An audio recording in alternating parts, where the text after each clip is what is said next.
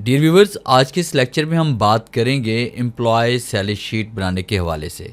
इसके अंदर बहुत सारे टॉपिक्स को हम डिस्कस करने वाले हैं, जिसमें जैसे कि आपको नज़र आ रहा है यहाँ पे अटेंडेंस के रिकॉर्ड को भी हम डिस्कस करेंगे, एचआरए को भी डिस्कस करेंगे, टीए को डिस्कस करेंगे, डीए को, कन्वेंस को, उसके बाद ग्रॉस सैलरी, पीएफ और इन हैंड सैलरी, यानी इन तमाम चीज़ों को हम डिस्कस करने वाले हैं और कंप्लीट एक प्रॉपर तरीके से हम सैलरी शीट को क्रिएट करने वाले हैं।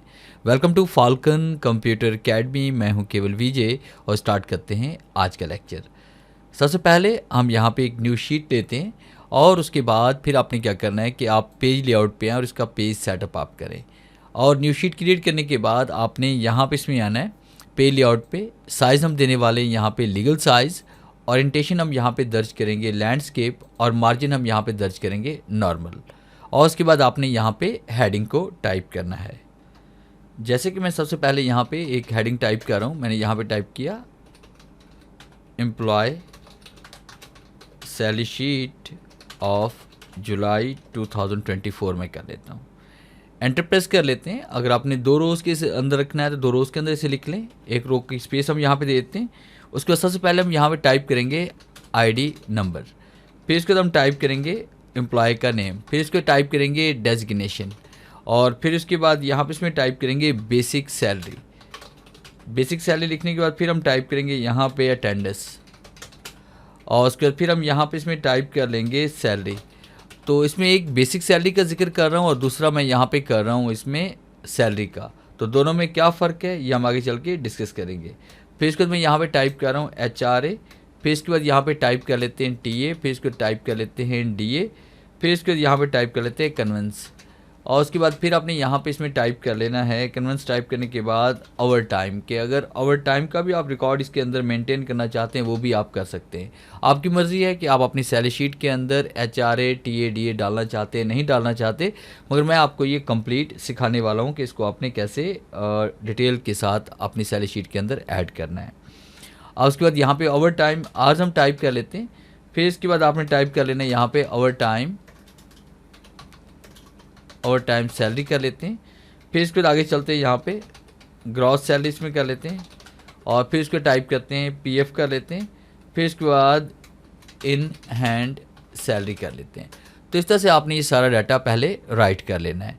अब डाटा राइट करने के बाद जहाँ पे आपने हेडिंग लिखी हुई है उन तमाम डाटा को आप सेलेक्ट करेंगे और सेलेक्ट करने के बाद आपने होम पे आना है और उसके बाद पहले आपने रैप टेक्स्ट पे क्लिक करना है और उसके बाद सेंटर टू सेंटर आप से कर लेंगे ताकि तमाम डाटा आपका क्लियरली यहाँ पे नज़र आए। फिर इसके बाद ज़रूरत के मुताबिक आपने क्या करना है कि यहाँ पे जिन कॉलम का साइज़ आप कम रखना चाहते हैं उनको कम करने उनकी विड्थ को, और जिनका साइज़ बढ़ाना चाहते हैं उनको आप इस तरह से बढ़ा भी सकते हैं। और इस तरह से मैंने इसको एडजस्ट किया। डबल क्लिक करके भी आप इसको कर सकते हैं। तो फ़िलहाल ज़रूरत के मुताबिक मैं इसे कम या ज़्यादा कर रहा हूँ। इस तरह से हमने इसको सेट करना है। अब ये सारा डाटा सेट करने के बाद आप देखेंगे कुछ डाटा ऐसा है जो पेज सेटअप से बाहर जा रहा है, यानी लाइन से बाहर जा रहा है। तो इसके लिए हम क्या करेंगे, पेज लेआउट पे आते हैं और उसके बाद स्केल यहाँ पे हम थोड़ा सा कम कर देंगे इस तरह से। और जैसे मैंने स्केल को कम किया तो आपका पेज सेटअप देखिए यहाँ पे सेट हो चुका है। फिर ऊपर वाली हेडिंग को आपने सेलेक्ट करना है। दोनों रो को हम सेलेक्ट करते हैं, आपने होम पे आना है। उसके बाद फिर आपने मर्ज इन सेंटर पे क्लिक करना है और उसके बाद सेंटर टू सेंटर करेंगे और इसका फ़ॉन्ट साइज़ हम ज़रूरत के मुताबिक इसको बढ़ा देंगे। जैसे मैंने 24 कर लिया। अब उसके बाद फिर हम यहाँ पे क्लिक करते हैं और आपने इसमें अपनी मर्ज़ी का कोई भी कलर इसमें फिल कर लें। जैसे मैंने ब्लू कलर फिल किया और उसके बाद वाइट कलर कर लेते हैं, फ़ॉन्ट बोल्ड करते हैं और उसके बाद देखें इस तरह से कुछ आपको नज़र आएगा। फिर आपने डाटा को सिलेक्ट करना है और यहाँ पे अपनी मर्ज़ी से आप कोई भी इसमें कलर फिल कर लें। जैसे मैंने यहाँ पे ये ग्रे कलर फिल कर लिया और उसके बाद फिर आपने इसको ऑल बॉर्डर कर लिया। बाकी उन तमाम सेल्स को आप इस तरह से सिलेक्ट करें जहाँ तक आपके एम्प्लॉयज़ का डाटा इसमें आना है। जैसे फ़र्ज़ कीजिए कि मैं यहाँ पे कुछ डाटा इसमें राइट करने वाला हूँ, तो इन तमाम सेल्स को मैंने सिलेक्ट किया और ऑल बॉर्डर कर लिया। तो कुछ इस तरह से आपके पास ये फॉर्मेट तैयार हो जाएगा। अब उसके बाद हमने क्या करना है कि यहाँ पे आईडी नंबर टाइप करते हैं। जिस तरह फ़र्ज़ कीजिए मैंने आईडी नंबर 1001 टाइप कर लिया और कंट्रोल के साथ जैसे मैं ड्रैग करूँगा तो यहाँ पे देखें आईडी नंबर खुद ब खुद इसमें ऐड हो जाएंगे। अब उसके बाद मैंने यहाँ पे नेम टाइप करने हैं। फिर उसके बाद यहाँ पे डेजिग्नेशंस मैंने टाइप करनी है। जो एम्प्लॉयज़ हैं मेरे पास उनके नेम आ जाएंगे, यहाँ पे उनके डेजिग्नेशन यानी कि वो किस ओहदे पे काम कर रहे हैं। तो मैंने यहाँ पे ऑलरेडी पहले से डाटा लिखा हुआ है, मैं इसको यहाँ से कॉपी कर लेता हूँ। जैसे मेरे पास ये वाला डाटा है और मैंने राइट क्लिक किया और मैंने इसे कर लिया कॉपी। कॉपी करने के बाद शीट नंबर 2 पे आकर मैं इसको यहाँ तक सेलेक्ट करके पेस्ट पे क्लिक करता हूँ। तो ये देखिए डाटा मेरे पास यहाँ पे पेस्ट हो चुके हैं। आपने डाटा ये सारा राइट करना है। फिर इसके बाद यहाँ पे बेसिक सैलरी पे आते हैं। बेसिक सैलरी वो सैलरी होती है जब आप कहीं पर ज्वाइनिंग दे रहे होते हैं, जब आप कहीं पे जॉब कर रहे होते हैं, तो आपको बताया जाता है कि आपकी सैलरी टोटल 20,000 है, 50,000 है, 30,000 है या 60,000 है। तो इस तरह से वो बेसिक सैलरी में काउंट होता है। तो हमने क्या करना है, यहाँ पे बेसिक सैलरी इसमें टाइप करते हैं। जैसे फ़र्ज़ कीजिए कि किसी की सैलरी यहाँ पे 65,000 है, किसी की यहाँ पे 43,000 है, किसी की यहाँ पे हम कर लेते हैं 39,000 कर लेते हैं, किसी की यहाँ पे 25,000 कर लेते हैं, और उसके बाद किसी की यहाँ पे हम कर लेते हैं 31,000। अब उसके बाद यहाँ पे क्लिक करके मैं इसको ड्रैग कर लेता हूँ, या डबल क्लिक करूँगा तो ऑटो फिल यहाँ पे हो जाएगा। अब उसके बाद ये तो होगी हमारे पास यहाँ पे बेसिक सैलरी। अब उसके बाद अटेंडेंस के मुताबिक हमने आगे सैलरी निकालनी है। तो अटेंडेंस शीट एक अलग से शीट होती है जहाँ पे डेली की अटेंडेंस होती है। वहाँ से आइडिया हो जाएगा कि ये टोटल ये जो पर्सन है मिस्टर रोहन, ये कितने दिन आया। फ़र्ज़ कीजिए यहाँ पे हम अटेंडेंस लगा लेते हैं 27 डेज़ की, और उसके बाद यहाँ पे 26 मैंने कर लिया, ये 28 मैंने कर लिया, और उसके बाद इस तरह से अटेंडेंस शीट के मुताबिक जो रिकॉर्ड होगा वो आपने यहाँ पे इसमें ऐड कर देना है। अब उसके बाद सैलरी हमने निकालनी है कि 65,000 बेसिक सैलरी थी, मगर ये शख्स जो है 27 डेज़ आया है, 27 दिन की टोटल सैलरी कितनी बनेगी, तो ये हम निकालना चाहते हैं। तो इसके लिए हमने एक छोटा सा फॉर्मूला यहाँ पे राइट करना है। तो यहाँ पे फॉर्मूला राइट करेंगे is equal to basic salary divided by 31 क्या है, महीना है 31 का, और से मल्टीप्लाई कर देंगे जितने दिन ये काम पे आया या जितने दिन इसकी अटेंडेंस हुई, 27 डेज़। और उसके बाद जैसे हम इंटर प्रेस करेंगे तो 27 डेज़ की सैलरी इसकी हुई 56,613 रुपये। अब जैसे हम इसको ड्रैग करेंगे तो हमारे पास देखिए तमाम एम्प्लॉयज़ की सैलरी इस तरह से आ जाएगी। फिर उसके बाद यहाँ पे बात करेंगे HRA के बारे में, हाउस रेंट अलाउंस। ये हमने कैसे निकालना है, तो ये सैलरी पे डिपेंड करता है। बहुत सारी कंपनियां हैं, गवर्नमेंट के इदारे भी जो है ना ये इस फॉर्मूले पे काम करते हैं, और कुछ प्राइवेट कंपनियां भी इस फॉर्मूले पे वर्क करती हैं। यानी अगर सैलरी फ़र्ज़ कीजिए कि 50,000 से ऊपर है तो उसको हाउस रेंट कितना देना है, अगर 30 से ऊपर है तो उसको हाउस रेंट कितना देना है। तो इस तरह से करके हम यहाँ पर एक फार्मूला ऐड करेंगे, उसी फॉर्मूले की मदद से हम यहाँ पर HRA मालूम कर सकते हैं। तो यहाँ पे एक फॉर्मूला हम राइट करेंगे HRA के लिए is equal to, if bracket open, और उसके बाद यहाँ पे बेसिक सैलरी ग्रेटर देन अगर हो जाती है 50,000 के, तो कंप्यूटर क्या करे कि उसको अलाउंस दे दिए 13%। तो यहाँ पे आपने बेसिक सैलरी को मल्टीप्लाई कर देना है 13% के साथ। अगर सैलरी 50,000 से ऊपर है तो 13% HRA उसके दे दिया जाए। फिर कॉमा टाइप करेंगे, फिर यहाँ पे लिखेंगे इफ़ अगर बेसिक सैलरी ग्रेटर देन हो जाती है 30,000 के। तो मैंने 30,000 यहाँ पे इसमें टाइप किया, तो कंप्यूटर से कितना अलाउंस दे कि बेसिक सैलरी को फिर वो मल्टीप्लाई कर दे, फर्स्ट कीजिए कि 8% के साथ। और उसके बाद यहाँ पे अगर कुछ और भी आप टाइप करना चाहते हैं तो वो भी आप कर सकते हैं, फॉर्मूले को जितना बढ़ाना चाहते हैं उसको बढ़ा सकते हैं। और उसके बाद आपने देखना है कि आप HRA जो आम स्टाफ है उसे कितना दिया जा रहा है, और जिनकी सैलरी 50,000 से अबव है या 30,000 से अबव है उनको कितना दिया जा रहा है। उसके बाद हमने क्या करना है, यहाँ पे ब्रैकेट्स को क्लोज करते हैं, 2 ब्रैकेट्स ओपन थी, दोनों को क्लोज करेंगे, एंटर प्रेस करेंगे तो ये देखें 8,450 रुपये इसमें HRA हमारे पास आ चुका है। तो आप जैसे इसको ड्रैग करेंगे या डबल क्लिक करेंगे तो ऑटोमेटिकली यहाँ पे देखिए हमारे पास ये ऐड हो जाएगा। अब देखिए यहाँ पे एक पर्सन की जो सैलरी है वो है 25,000। देखिए यहाँ पे हमने 30,000 और 50,000 का रिकॉर्ड यहाँ पे मेंशन किया है, और 30 से लेस देन का रिकॉर्ड मेंशन नहीं किया, इसलिए यहाँ पे इसमें कितना आ रहा है, फॉल्स आ रहा है। तो इसके लिए हम क्या करेंगे, यहाँ पे डबल क्लिक करते हैं। हम चाहते हैं कि बाकी जितने भी लोग हैं उनको जो यहाँ पे जो HRA दिया जाए वो 5% दिया जाए। तो इसके लिए हम क्या करेंगे, यहाँ पे कॉमा टाइप करेंगे, फिर उसके बाद आपने क्या करना है कि आपने बेसिक सैलरी पे क्लिक करना है, इसको मल्टीप्लाई कर देंगे 5% के साथ। अब जैसे हम इंटर प्रेस करेंगे और उसके बाद हम इसको ड्रैग करेंगे तो ये प्रॉब्लम भी आपकी सॉल्व हो जाएगी। यानी देखें DEF जो बाकी जितने भी परसेंट हमारे पास हैं उनको जो यहाँ पे HRA मिलेगा 5% के हिसाब से 1,250 रुपये यहाँ पे इसमें आ रहा है।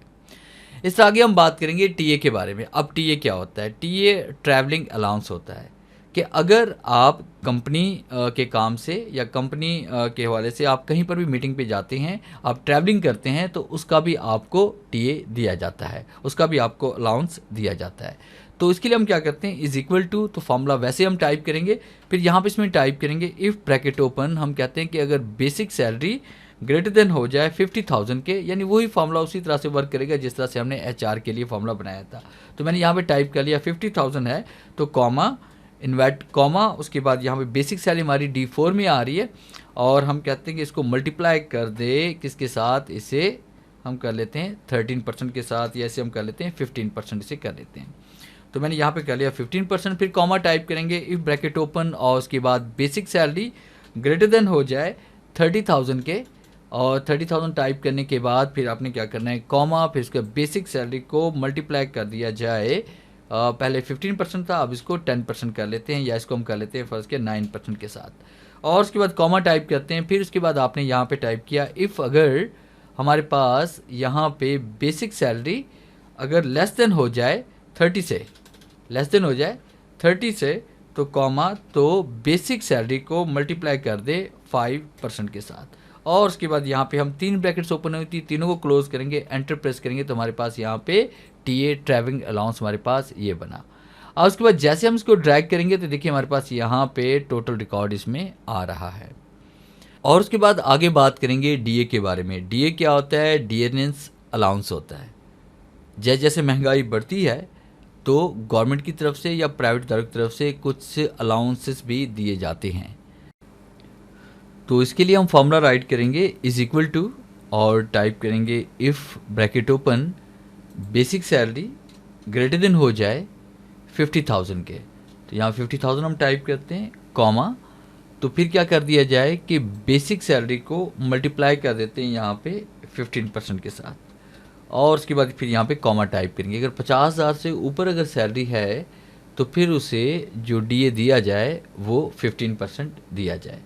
फिर उसके बाद यहाँ पे टाइप करेंगे कॉमा, और उसके बाद नेक्स्ट फॉर्मूला टाइप करेंगे if bracket open basic salary greater than हो जाए 30 के, तो यहाँ पे 30 टाइप करते हैं, और उसके बाद फिर उसके बाद इसको अलाउंस कितना दिया जाएगा, 30,000 से ऊपर हमारे पास अगर सैलरी है तो फिर हम क्या करेंगे, बेसिक सैलरी को मल्टीप्लाई कर देंगे इसमें 8% के साथ, और उसके फिर कॉमा टाइप करेंगे। और बाकी जितने भी लोग हैं, यानी कि फ़र्ज़ कीजिए कि 30,000 से कम वाली सैलरी जितनी भी है तो उनको डीए कितना दिया जाए, तो यहाँ पे हम टाइप कर लेते हैं बेसिक सैलरी को मल्टीप्लाई करते हैं, D4 को हम मल्टीप्लाई कर देते हैं 5% के साथ, और उसके बाद यहाँ पे ब्रैकेट को क्लोज करेंगे, 2 ब्रैकेट्स ओपन हुई थी, 2 को क्लोज करेंगे, इंटर प्रेस करेंगे, तो हमारे पास टोटल जो डीए बना है वो ये वाला बना है। अब जैसे हम इसे ड्रैग करेंगे तो हमारे पास देखिए यहाँ पे इस तरह से ये शो हो जाएगा। और नेक्स्ट हम पढ़ेंगे कन्वेंस के वाले से कि अगर आप किसी ज़रिए से आप ऑफिस पहुंचते हैं, जैसे कि आप कैब के ज़रिए पहुंचते हैं, आपने कोई रेंट पे गाड़ी ली हुई है, या फिर आप ट्रेन के सफ़र करते हैं या बस के ज़रिए सफ़र करते हैं, तो उसका भी अलाउंस आपको दिया जाता है। तो फिलहाल मैं यहाँ पे वैसे टाइप कर रहा हूँ, इसमें 3,000 मैंने कर लिया, किसी का मैंने 5,000 कर लिया, किसी का 2,500 मैंने कर लिया, किसी का 1,500 कर लिया, किसी का 2,200 कर लेते हैं। आप फॉर्मूले के ज़रिए भी, जैसे मैंने यहाँ पे TADA और HRA टाइप किया, वैसे भी आप इसे कर सकते हैं परसेंटेज के वाले से भी। उसके बाद ओवर टाइम आवर्स के वाले से बात करते हैं कि ओवर टाइम आवर्स कि अगर बाज़ दफ़ा बहुत सी कंपनियां ऐसी भी होती हैं, गवर्नमेंट की भी होती हैं, प्राइवेट कंपनियां भी होती हैं, कि अगर आप ओवर टाइम लगाते हैं तो उसका आपको अलग से आपको उसमें पैसे दिए जाते हैं। तो जैसे फ़र्ज़ कीजिए कि हमारे पास ये मैनेजर है, इसने 27 दिन काम किया, 27 दिन में इसका कुछ ओवर टाइम भी हुआ, जैसे ओवर टाइम इसका कर लेते हैं यहाँ पे 45 आवर्स, उसके बाद किसी का 29 कर लेते हैं, किसी का ये कर लेते हैं।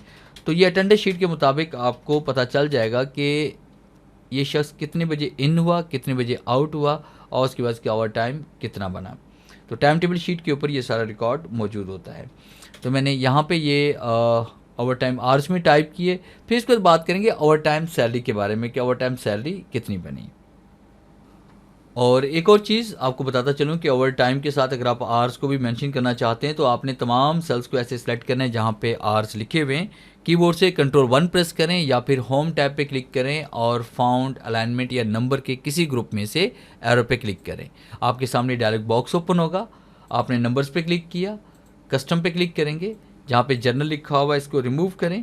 उसके बाद फिर आपने यहाँ पे नंबर का साइन देना है, स्पेस देनी है, इन्वर्ट कॉमा आपने यहाँ पे इसमें टाइप कर लेना है HRS, इन्वर्ट कॉमा क्लोज करेंगे और ओके क्लिक करेंगे तो सबके सामने देखें यहाँ पे आर्स लिखा आएगा। ओवर टाइम सैलरी मालूम करने के लिए क्या करना है, यहाँ पे एक छोटा सा फॉर्मूला राइट करेंगे, इज इक्वल टू और यहाँ पे बेसिक सैलरी डिवाइडेड बाय यहाँ पे इसमें कर लेते हैं 31, 31 का दिन था हमारे पास।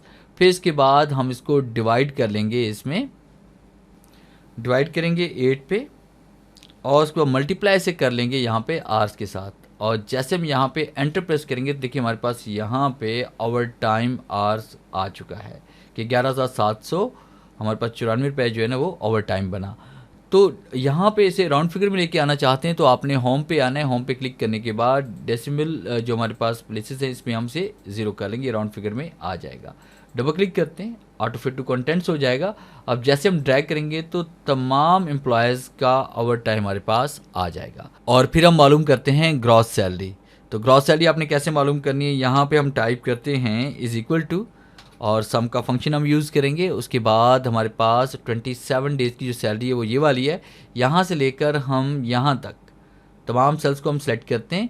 फिर उसके बाद आपने यहाँ पे कॉमा देना है, कॉमा देके फिर क्योंकि हमारे पास आगे आवर्स आ रहे हैं फिर नेक्स्ट वैल्यू इसमें ऐड करना चाहते हैं तो ओवर टाइम पे क्लिक कर लेंगे और उसके बाद यहाँ पे ब्रैकेट क्लोज करेंगे, एंटर प्रेस करेंगे तो टोटल सैलरी हमारे पास बन गई इसमें 94,807 रुपये। और उसके बाद जैसे हम यहाँ पे ड्रैग करेंगे तो तमाम एम्प्लॉयज़ का यहाँ पे देखिए हमारे पास टोटल बन के आ चुका है ग्रॉस सैलरी का। और नेक्स्ट हम बात करने वाले हैं PF के बारे में। PF क्या होता है, प्रोविडेंट फंड्स होते हैं कि आपकी बेसिक सैलरी में से कुछ परसेंट जो काट लिए जाते हैं और उसके बाद जब आप रिटायर होते हैं या जब आपको ज़रूरत पड़ती है तो वो पैसे आप निकाल सकते हैं एक साथ। तो इसके लिए हमने क्या करना है, इसके लिए भी हम यहाँ पे फॉर्मूला यूज़ करते हैं। आपने ये भी देखना है कि आपकी कंपनी या जहाँ पे आप जॉब कर रहे हैं वहाँ पे आपका प्रोविडेंट फंड जो है वो कितने परसेंट लिया जा रहा है। किसी का 7% है, किसी का 10 है, किसी का 15 है, तो हर कंट्री के हिसाब से ये होता है। तो आपने क्या करना है, यहाँ पे इज इक्वल टू और उसके बाद फिर हमने बेसिक सैलरी पे क्लिक करना है। बेसिक सैलरी पे क्लिक करने के बाद आपने मल्टीप्लाई कर देना है। जैसे फ़र्ज़ कीजिए कि 7% है तो 7 मैंने टाइप कर लिया और उसे डिवाइड कर देते हैं 100 पे और उसके बाद जैसे हम इंटर प्रेस करते हैं तो हमारे पास ये PF फंड जो बना वो इतना बना। अब जैसे हम इसको ड्रैग करेंगे तो देखिए सबका हमने यहाँ पे 7% लगाया हुआ है और तो देखिए यहाँ पे टोटल हमारे पास ये रिकॉर्ड इस तरह से आ रहा है। अब उसके बाद इन हैंड सैलरी कि आपको जो सैलरी मिलेगी वो कितनी मिलेगी, क्योंकि ये तो आपके पास ग्रॉस सैलरी हुई और ये आपका कट गया, बाकी जो है ना 94,807 रुपये में से 4,550 रुपये को मैनेज कर देंगे। इज इक्वल टू राइट करते हैं, यहाँ पे आपने ग्रॉस सैलरी पे क्लिक करना है, मैनेज में कर लेंगे PF को और उसके बाद जैसे इंटर प्रेस करेंगे तो ये देखिए हमारे पास यहाँ पे और उसके बाद जैसे हम इसको ड्रैग करेंगे तो इन हैंड सैलरी हमारे पास यहाँ पे शो हो जाएगी। और लास्ट में अगर आप इन पे कोई कलर स्कीम वगैरह अप्लाई करना चाहते हैं तो वो भी बड़ी आसानी के साथ आप कर सकते हैं। डाटा को आप सेलेक्ट करेंगे और यहाँ पे अपनी मर्ज़ी की आप कोई भी कलर स्कीम यहाँ पे अप्लाई कर सकते हैं। जैसे मैंने ये वाली कलर स्कीम इसमें अप्लाई की और उसके बाद बेसिक सैलरी पे हम आते हैं और बेसिक सैलरी पे हम यहाँ पे ये वाला कलर इसमें अप्लाई कर लेते हैं। उसके बाद सैलरी पे हम आते हैं और सैलरी पे हमने थोड़ा सा इसमें डार्क कलर इसमें अप्लाई कर लेते हैं ये वाला। और उसके बाद ग्रॉस सैलरी पे हम आते हैं, ग्रॉस सैलरी को सिलेक्ट करते हैं और यहाँ पे भी हमने इस टाइप का कलर इसमें अप्लाई कर लेते हैं और यहाँ पे क्लिक करते हैं। कीबोर्ड से अगर F4 प्रेस करते हैं तो वही कलर स्कीम यहाँ पे अप्लाई हो जाएगी। तो ये था मेरा आज का लेक्चर जिसे मैंने आपको पढ़ाया एक मुकम्मल तरीके से सैलरी शीट क्रिएट करने के बारे में, जिसमें आपने HRA या उसके बाद TADA या उसके बाद कन्वेंस या PF क्या होता है, ग्रॉस सैलरी क्या होती है, इसके बारे में हमने डिस्कस किया। उम्मीद है आज के इस लेक्चर में ज़रूर कुछ नया सीखने को मिला होगा। वीडियो अच्छी लगी है तो इसे लाइक कीजिए और अपने दोस्तों के साथ शेयर कीजिए। अगर आप मेरे चैनल पे नए हैं तो इस चैनल को सब्सक्राइब कर लें ताकि आने वाली जितनी भी नई वीडियोज़ हैं वो सबसे पहले आप तक पहुँचे। तो मिलते हैं हम नेक्स्ट लेक्चर में, तब तक के लिए गुड बाय।